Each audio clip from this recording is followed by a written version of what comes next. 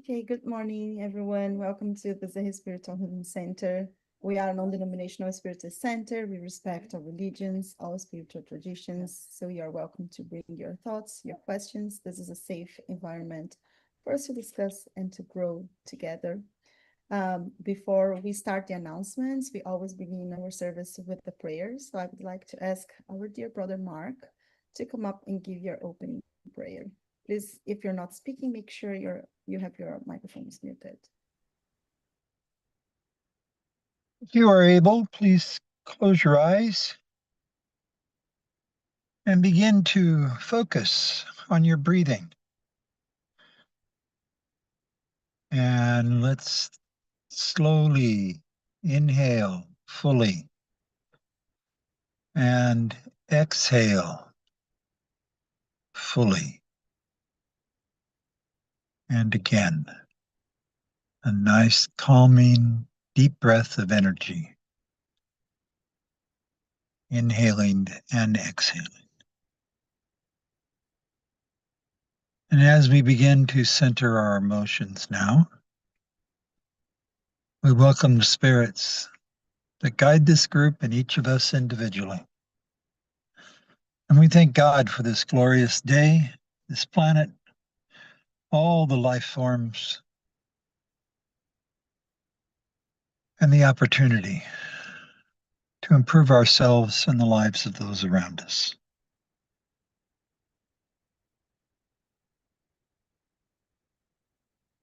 At this time of the winter solstice, a fundamental changing of the Earth's energies is important for all of us to be conscious, more conscious and diligent than ever, of our emotions and our ability to control them. For there is much in the way of challenges taking place in all of our lives. And so today, we seek the spirits to guide us in today's session, to guide our speaker, calm her nerves. Remember that this is not about you, this is about the audience of one, each of us actively listening and actively participating, even in silence.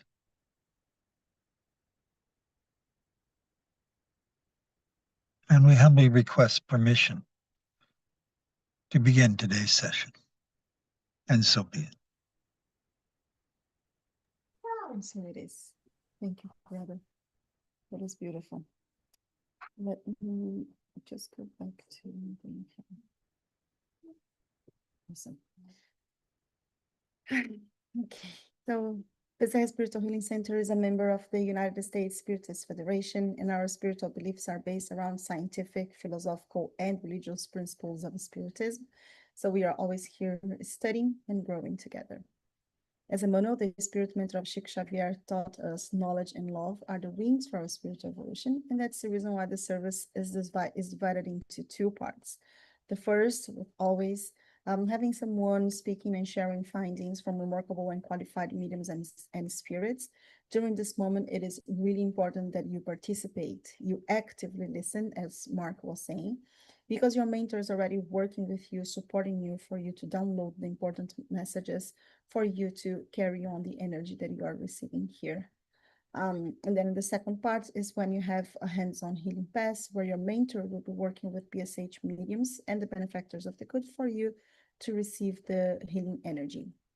Now, I am going to share all the opportunities that we have for us to be together, study and grow.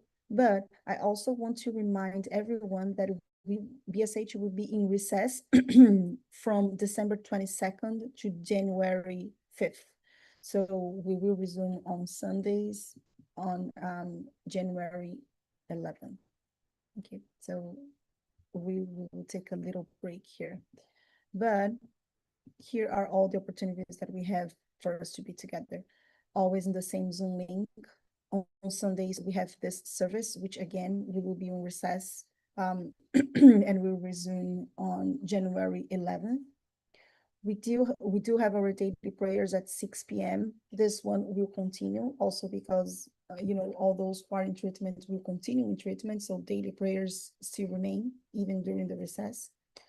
We have fraternal counseling, which also will take a break during these 2 weeks. This one is by appointment only. Excuse me, I forgot my water today.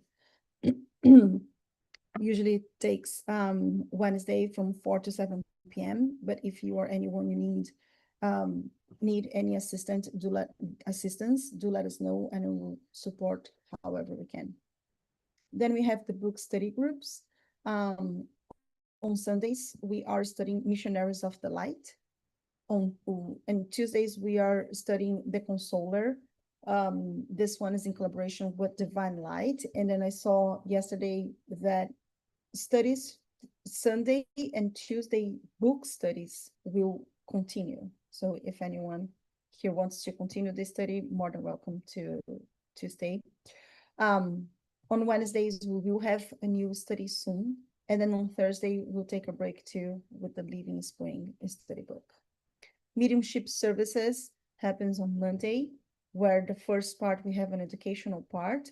If anyone is interested in participating in this one, talk to us, but it is required to have at least finish the introduction to Spiritism, and then by invitation, you will be able to join this study. And then in the second part, we have the service that is not open for the public. This one is the treatment book. And as I mentioned to you, all the treatment will continue even during our recess. But everybody's, if you or anyone is in need, do let us know. We will make sure that this person's name is on our books, and we will be praying and doing our healing services for physical or spiritual needs during at least 4 weeks. It's important. It's always good to remind that during this treatment, the person who is in treatment needs to be open to receive the treatment. So during the time, to make sure that you are meditating, you're praying, you are reading the gospel, or just relaxing, making sure that, again, you are open. But good to remember that this BSH will be in recess from December 22nd to January the 5th. So we will see you soon. And today we will hear from our dear Sister Regina, who everybody knows and love her. I keep saying, and I will say forever, that she has the best hug everybody has ever experienced forever. And today she will talk to us about the law of freedom. So help me to give her a warm welcome. And thank you, sister.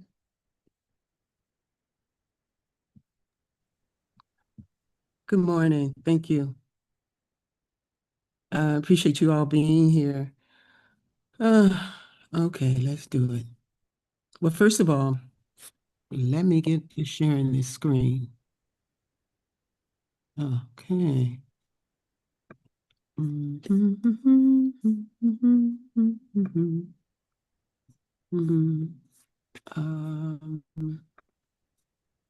Okay.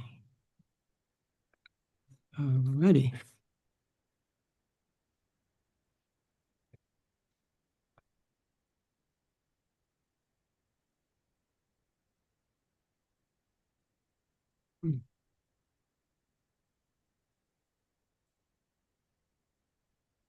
Alrighty. Here we have the law of freedom. And these are the topics that we're going to explore today together.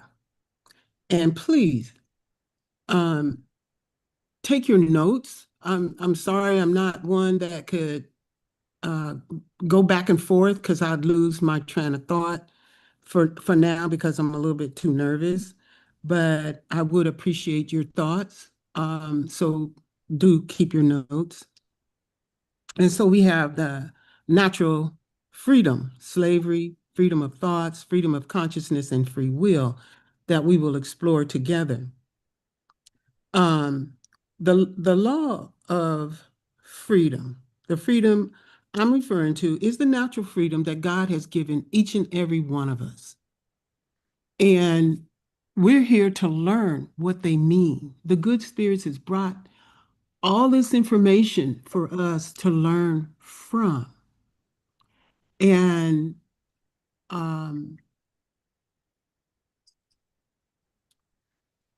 it's up to us, basically. It's up to us to determine whether or not we want to adhere to what we are learning. And these are natural laws. And the reason why they're calling them natural is because it's spiritual. And these spiritual laws have been given to each of us from our Heavenly Father, the creator of all things.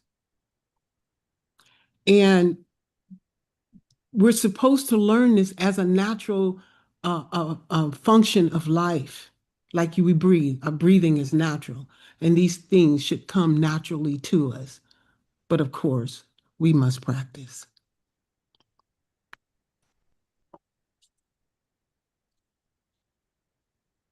So, and natural freedom establishes human beings' right to free will, which we will talk about more of.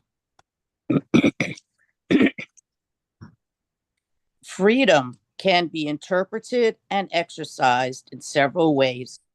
For example, you have the freedom to walk, run, laugh, play, and to live indoors or outdoors, on the grid or off the grid.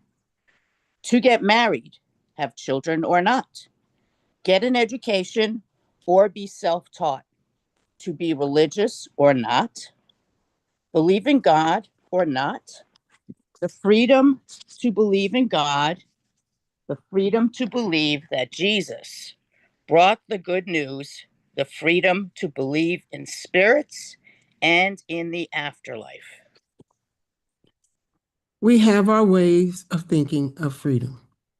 But let's take a look at what the good spirits, those who helped Allan Kardec put this book together for us.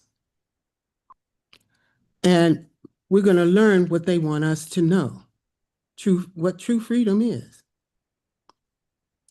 Now, true freedom from dogmas or any belief that doesn't serve you anymore, and freedom to work on yourself inside and out.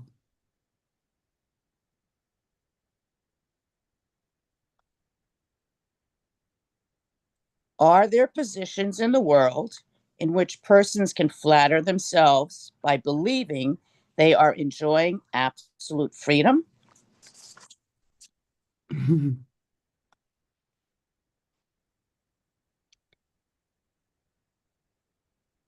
But we just did this one, right?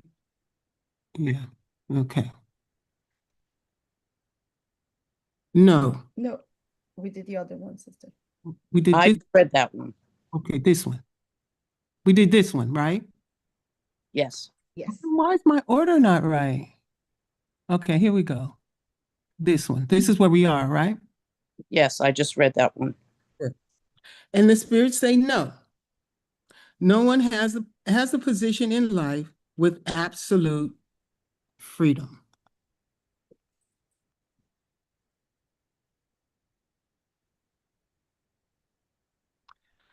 The spirits say no because we all need each other. We are not meant to be alone throughout our entire lives.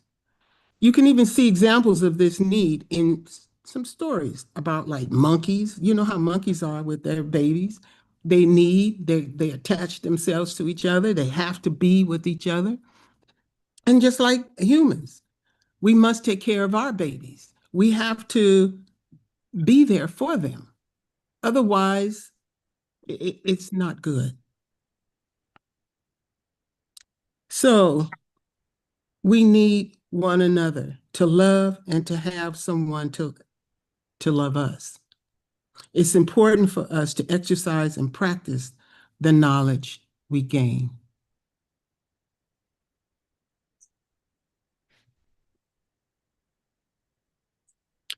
What would be a condition in which humans could enjoy absolute freedom, you may ask?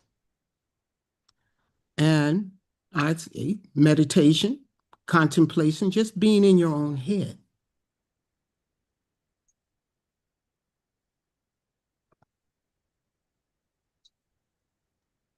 And this could be considered as one way of living in freedom. The hermit in the desert enjoying absolute natural freedom. But as a hermit living off the grid in the desert, as soon as two individuals are brought together, the shared space changes. Their rights to respect no longer have absolute freedom.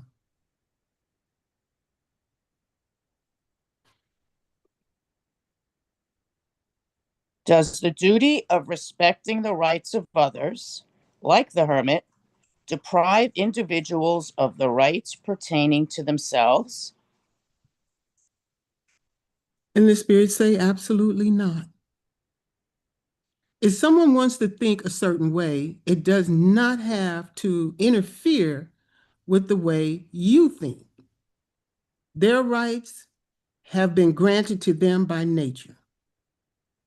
And they have a right to disagree respectfully versus being disruptive and humiliating.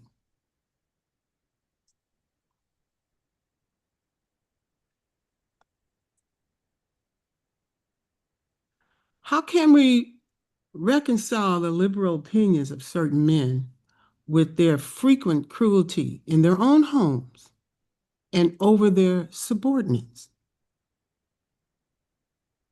Although they have an intellectual understanding of natural law, it is all offset by their pride and their selfishness. They know better.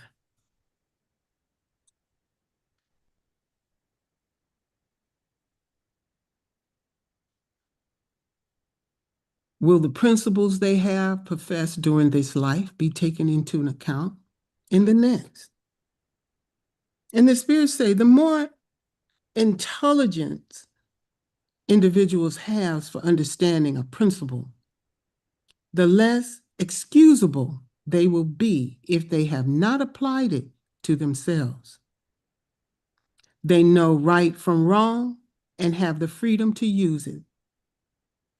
And they have the freedom to use their moral judgments when making decisions. So there's no excuse. We know right from wrong. And it's truly up to us to use this judgment that we are learning. And now we're going to switch gears for a second, but still learning more about natural laws.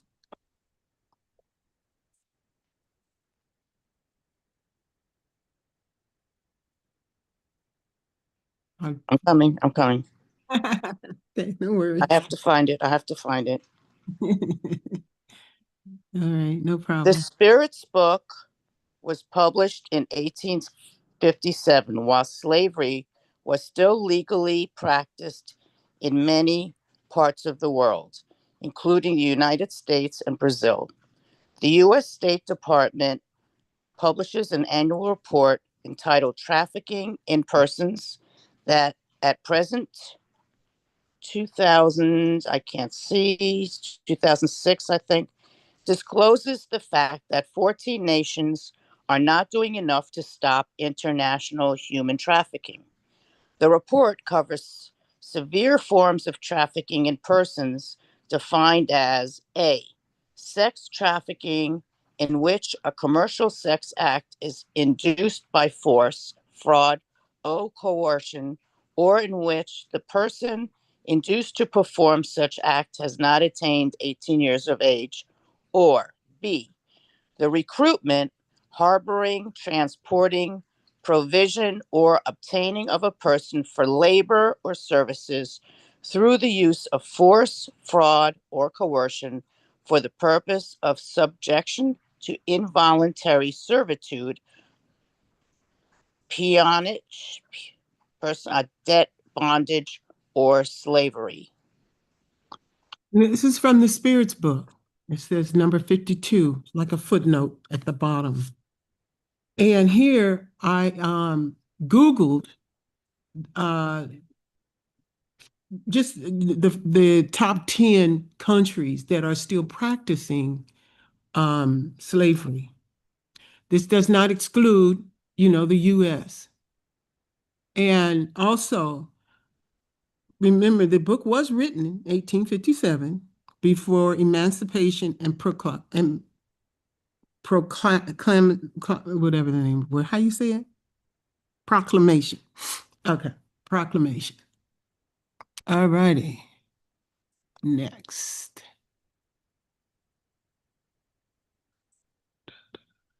So,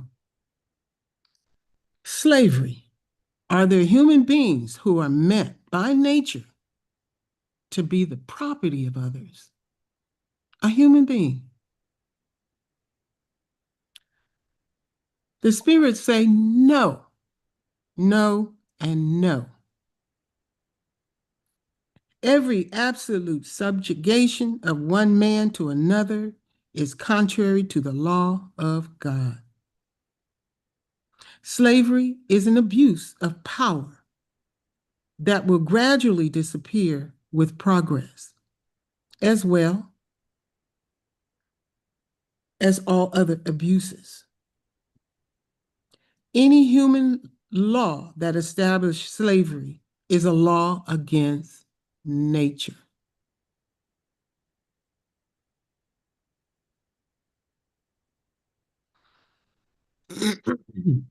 Because it equates people with animals and physically and morally degrades human beings.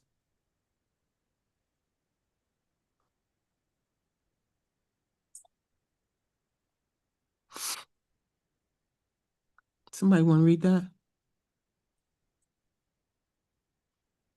Right from under the picture, modern day slavery includes forced labor, forced marriage, debt, bondage, human trafficking, and slavery, like practices, not just classic slavery.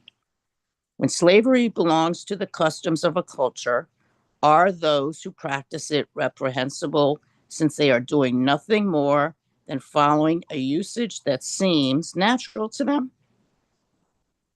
The good spirits, again, responded by saying, all your sophistry, which means false arguments, will not render an evil action good. Evil is always evil. As we learn from firsthand from the Bible, we should treat each other the way we want to be treated. Yet today, we still have work to do. The entire planet must grow to not disrespect each other.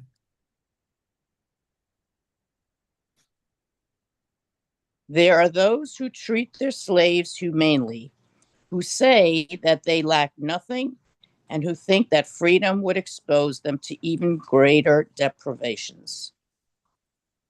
I'm not your slave.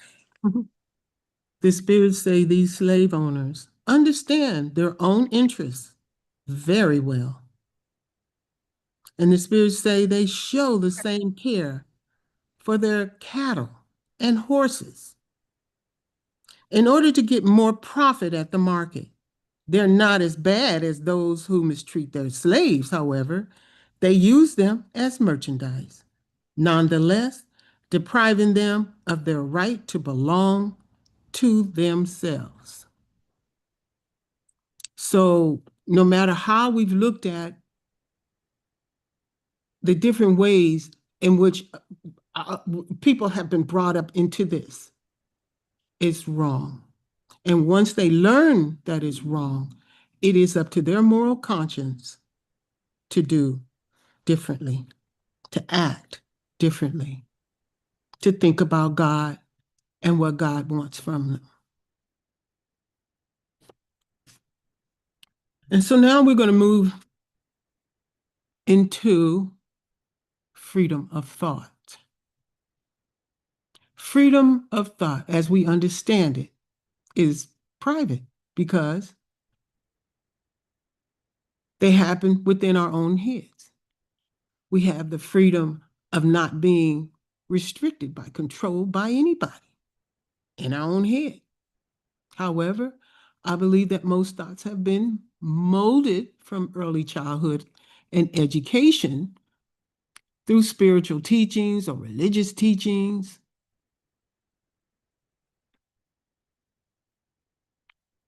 And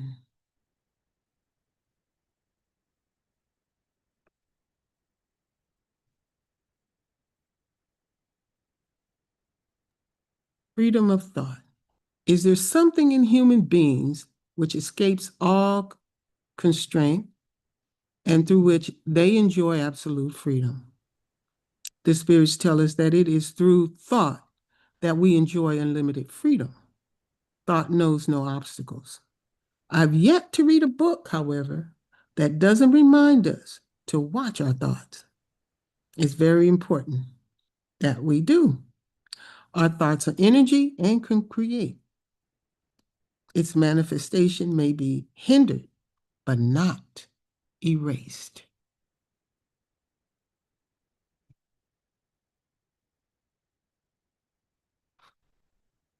Okay. Are humans responsible for their thoughts? Our good spirits say yes. Says humans are responsible before God. And God alone knows their thoughts. And he can condone or absorb them from according to divine justice. So there goes privacy.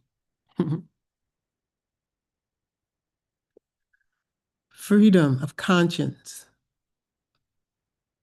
Now here, I really would like for people to remember, to take their notes and ad lib on this a little bit more after, because there's a lot to this, and I'm just scratching the surface. I'm not really going real deep because I don't, it's just too much for me to do, and the time restraint also is important.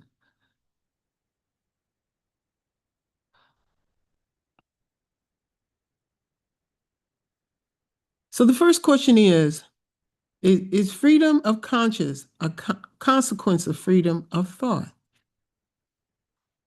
The spirits say yes, our conscience is personal. Our thoughts are private. So I think there's more to this, and I believe I will say that a little bit later. If not, I'm going to come back to it. And let's see. Do humans have the right to interfere with the freedom of others' thoughts? No, humans do not have the right to interfere with others' conscience. God alone has that right to judge the conscience. If humans use their laws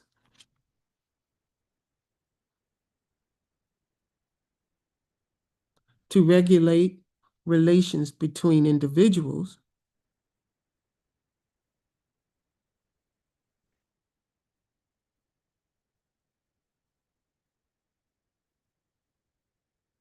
God uses the law of nature to regulate relations between individuals and God, not the consciousness nor the thought.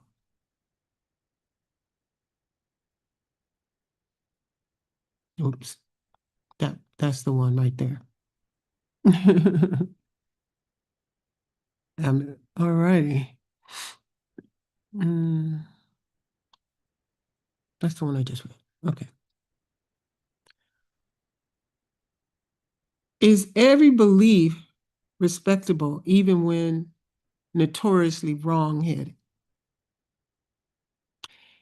Every belief is respectable when it's sincere and leads to the practice of the good. Reproachable beliefs are those that lead to evil.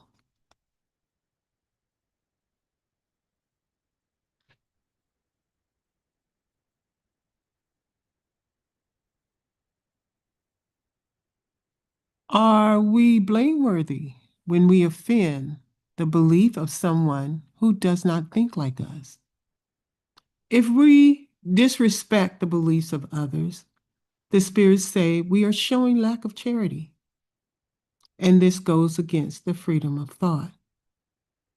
See, everybody has a right to learn their own way, to get, it's just their own personal journey, how they get to God. And when a person has all they need from whatever path they had taken, whether it's a religion, once they get full, they look for more answers somewhere else. And usually what happens, the teacher shows up to give them or point them in the right direction in which they need to go to continue their education. Because remember, all of this is about what you can take with you when you no longer have this material body. And you want to be able to go to a good place and feel good with consciousness.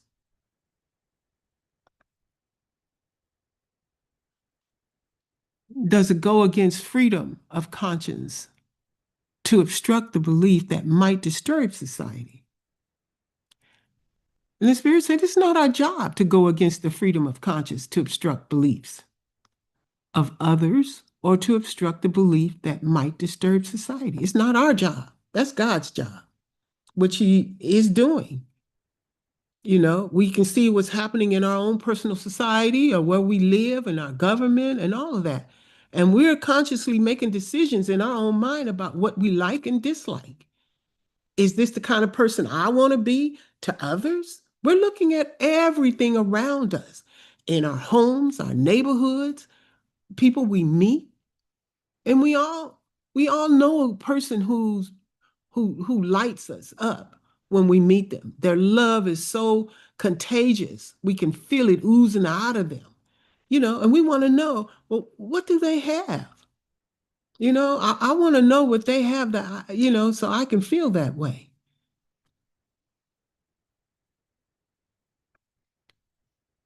Oh, God.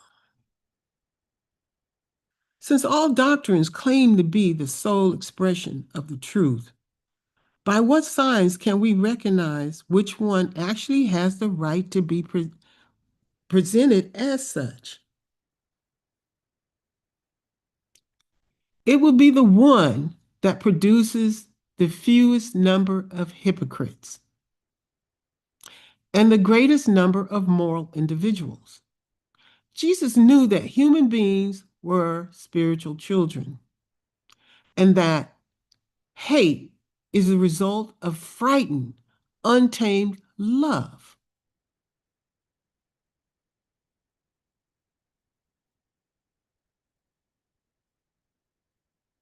Okay, so here we go with another change. Free will. And please, again, I know everybody got something to say about free will. Freedom. Well, it begins with thought. Free will is the power to act without constraint, the ability to act at one's own discretion from our thoughts, the ability to follow one's heart to do and believe what you most desire. All righty.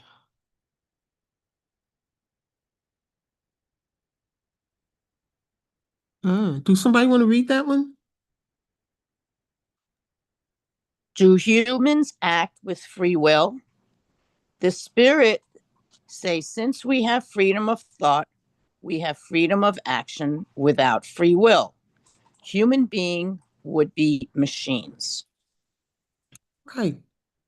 And we would all look alike. Yes, the natural law of freedom gives all humans the right to think and choose. And without free will, human beings would be nothing more than machines. So yeah, we need to be different. We need to think different. We need to do different things, different ways. And you know, to me, this is like God. And those snowflakes, there's not one, that looks exactly alike. And that to me is pretty awesome. And that's a lot like us. We're not exactly alike. It's like Baskin Robbins ice cream. It's all ice cream, but it's all got different flavors. Some got nuts. So we got people who are nuts or not. Some people who are amusing, and those we call crazy and nuts. So there's a lot going on as human beings. And we all learn different ways from different from our journeys. And there's other spiritual teachers out there but you'll know if it's right or wrong eventually, because the good spirits will never have you hurt anyone. They don't want you to degrade anyone. They don't want you walking in selfishness and pride. They don't want you humiliating anyone. So there's a huge lesson here. Always. All right, let's keep moving. Do people enjoy free will from the moment of birth? During the first phase of life, freedom is almost non-existent as a child. As one grows, develops, and your life changes, and as one becomes able to think and reflect upon this thinking, it is at this point your freedom will comes into play. Okay.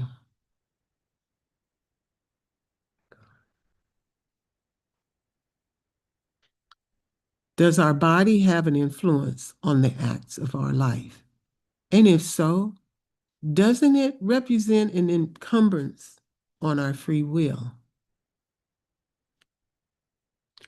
The body is matter, and the spirit is certainly influenced by matter, which may hinder its manifestation. And this is because the body is dense. It's full of life's material passions. But that doesn't determine action. Our worlds were bodies of material less than earth. And the faculties unfold with more freedom. It's necessary to distinguish between moral faculties and intellectual faculties. If an individual has an instinct to do wrong, this is something they have to look at.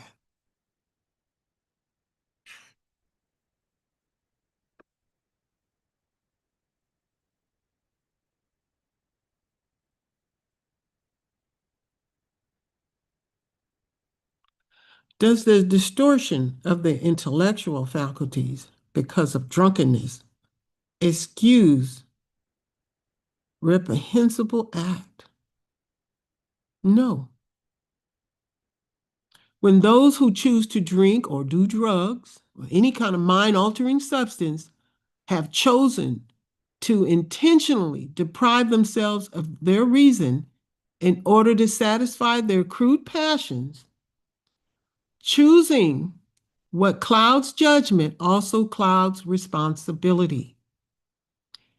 Any level of mind-altering substance that you enjoy or choose to do has been a choice that you have made, whether it's food or, like I said, any mind-altering substance. I mean, anything can disturb you.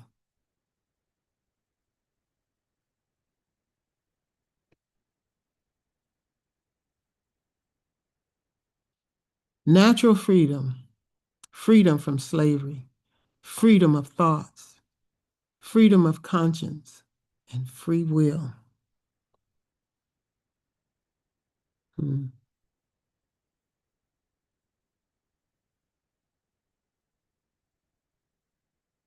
Okay.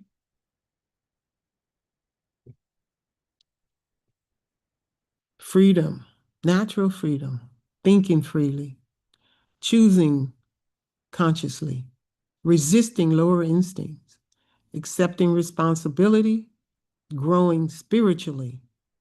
Freedom is choosing the good, even when it is difficult. Freedom, when learned and applied with knowledge and without hindrance, we know are when we're free, when we're telling the truth.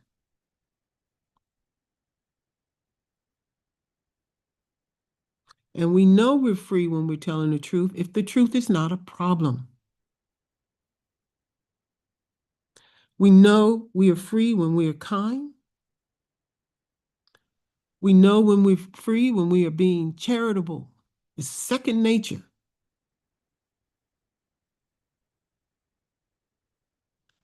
When we treat others as we would love to be treated.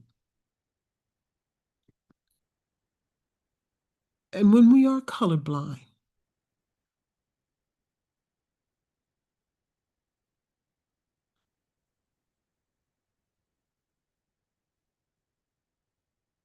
To race, creed, and ethnicity.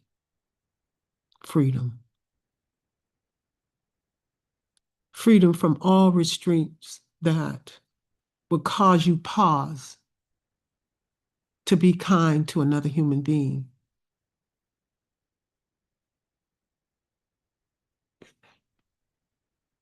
Because remember, love is all there is. There's nothing greater than love. Love is the living truth.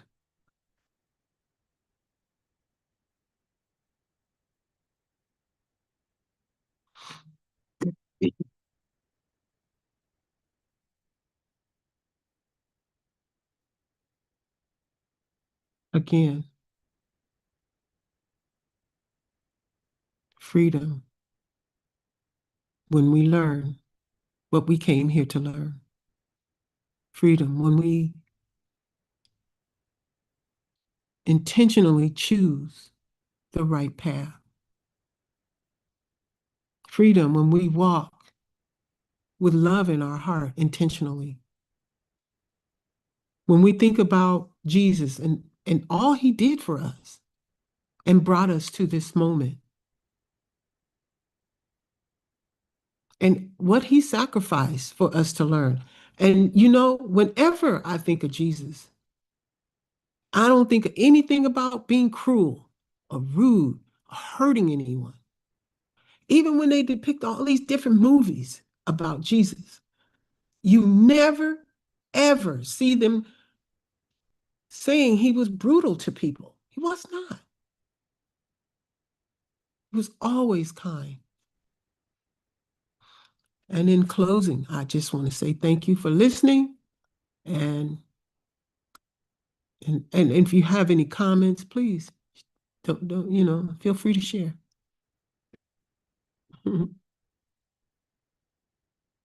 Thank you, Kathy. Appreciate you. Thank you, sister. That was heartfelt. And so I agree with you when you said there's so much to think and to reflect. Because when we truly comprehend what is the freedom that was granted to us and to others, and our responsibility not only into carrying that freedom, but also respecting the freedom of others, really put us into a position that we must comprehend for us to be charitable, right? So I think you just gave me so much to think. A couple of things that came into my mind. One is about how much we need one another with all the good and the bad that we have with each other, because that's the path for our evolution, right? Respecting, disagreeing with respect, being not judgmental, but have our beliefs on our own values and how we how we discern one from another, what we want to carry for our lives, what we do not. So that was something that resonated a lot to me. And the one thing that keeps coming into my mind is that statement that you've heard from me so many times, because I love that so much, that Emmanuel said at the book Thought in Life, that love is the silent hope of heaven, awaiting for the evolution of all principles while respecting the decisions of all conscience. That to me summarizes so much, because it's showing that while all of us have the decision, the freedom for the decision, the freedom to carry on with the conscience that we have, we also have our principles need to evolve, right? So that summarizes the respect that we need to have from one another, because like some people do have their conscience, but their principles are still under evolution. So thank you, sister, for touching me so profoundly. Mm. Well, thank you guys for listening.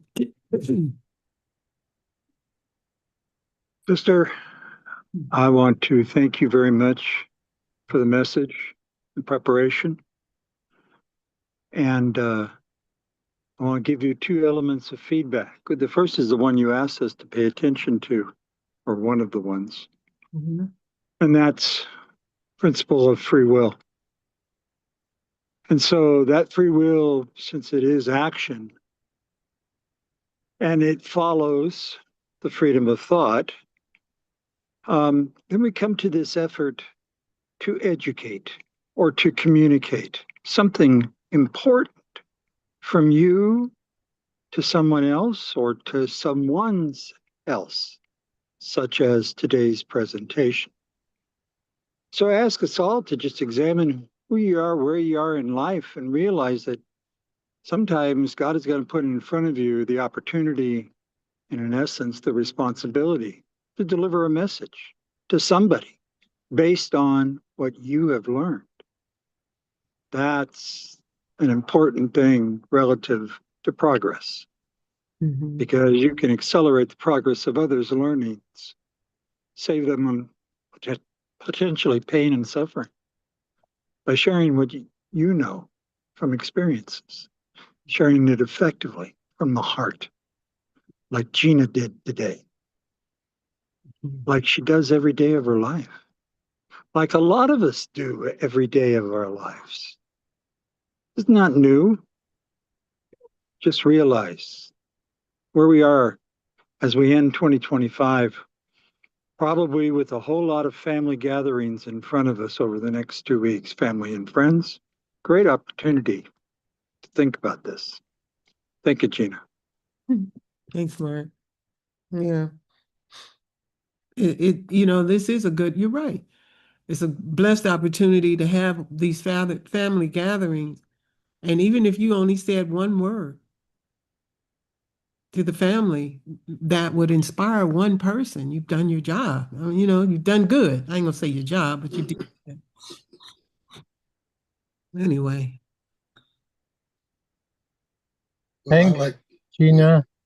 That was a nice presentation and a lot to learn. Freedom is what all of us are looking for that. And when we are not slave, we think that we are free, that we are slave from our thoughts right now. Mm. And these choices, natural, what you say, freedom, is not all what we need, all we have. We are all surrounded by the universe. Everything can affect our thought, our doing, our act. And the only thing that I believe is that what Jesus said, you need to be, if for freedom, you know to know the truth, and the truth make you free. Mm-hmm. And I think the truth is ourselves. When we know ourselves, then we can be free. We can see the freedom. We can enjoy the freedom so long that we don't know ourselves without any thought, without any senses, then you are not still free. You are slave from our thought, what we think, and what we think we are free to choose something. Thank you very much. Thank you. Mo. That said, see and read the text, but I enjoyed that and I really learned a lot. Thank you. Thank you. I'd like to acknowledge, sorry. What? Wait, you're on mute. You're on mute. We're all technically challenged, I guess.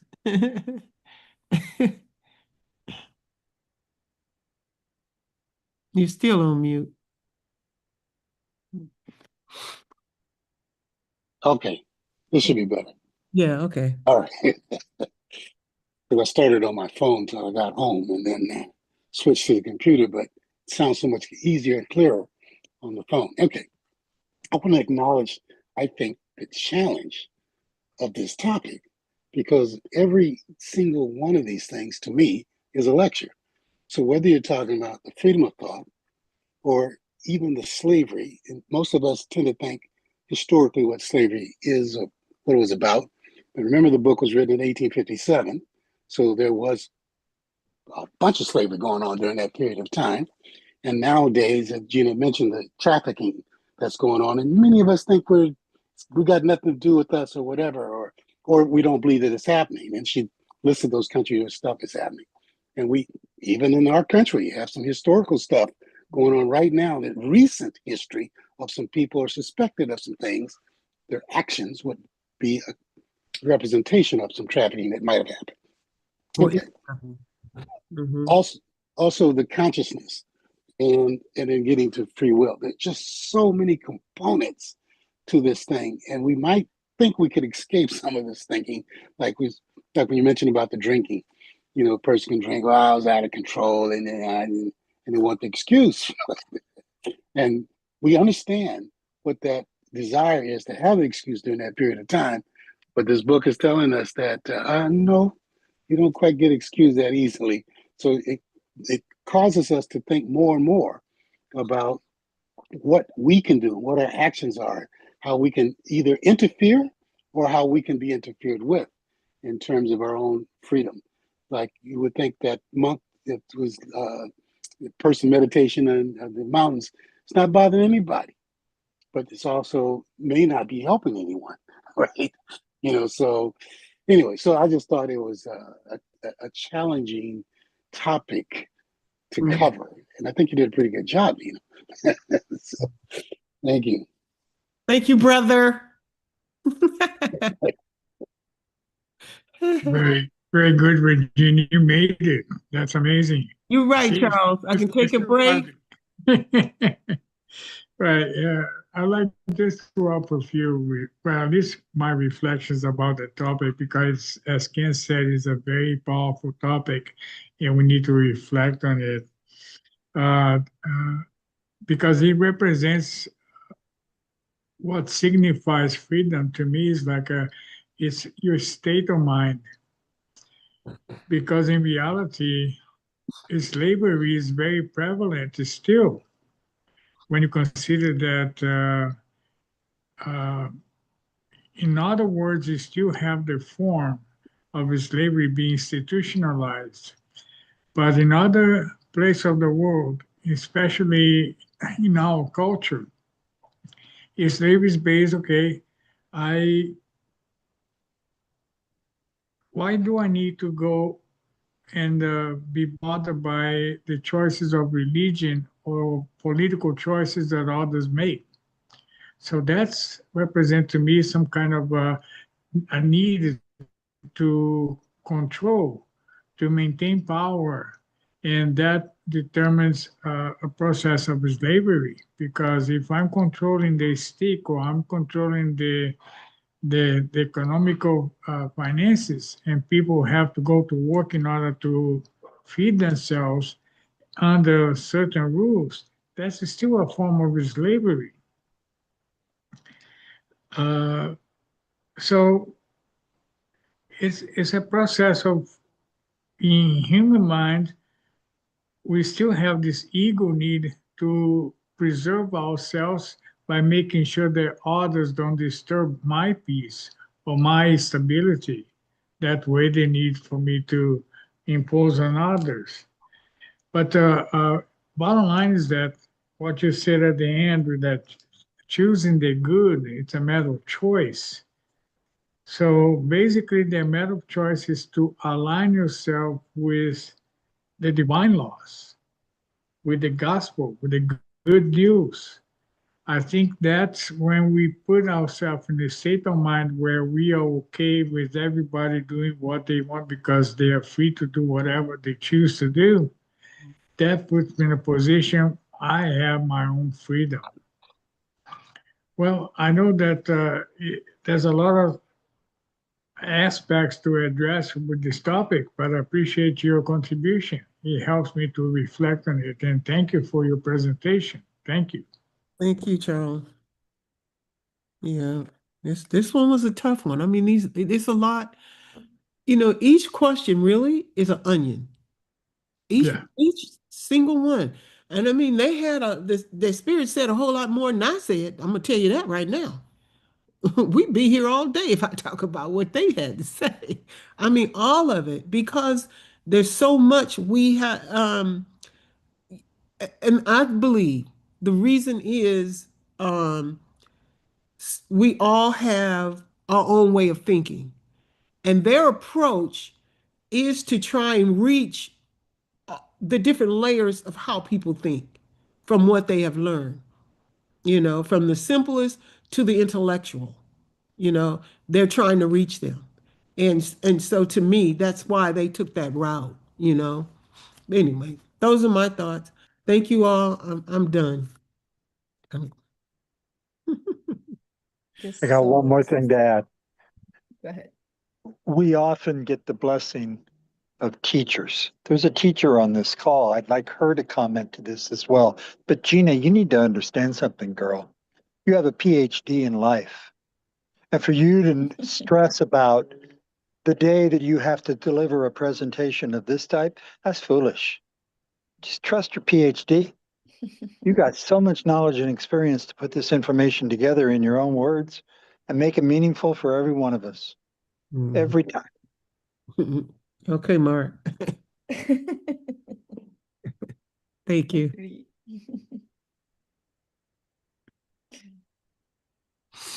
Thank you, Mark. Right. Appreciate it. Regina, this was a great presentation. Thank you, Sheila. And I say it because he's talking to me, the teacher. And let me tell you, I have to think about that every day when I'm at school. How am I going to communicate in order to get it across without offending anybody? Yeah. So this is great. And, you know, you can take this anywhere, in any realm.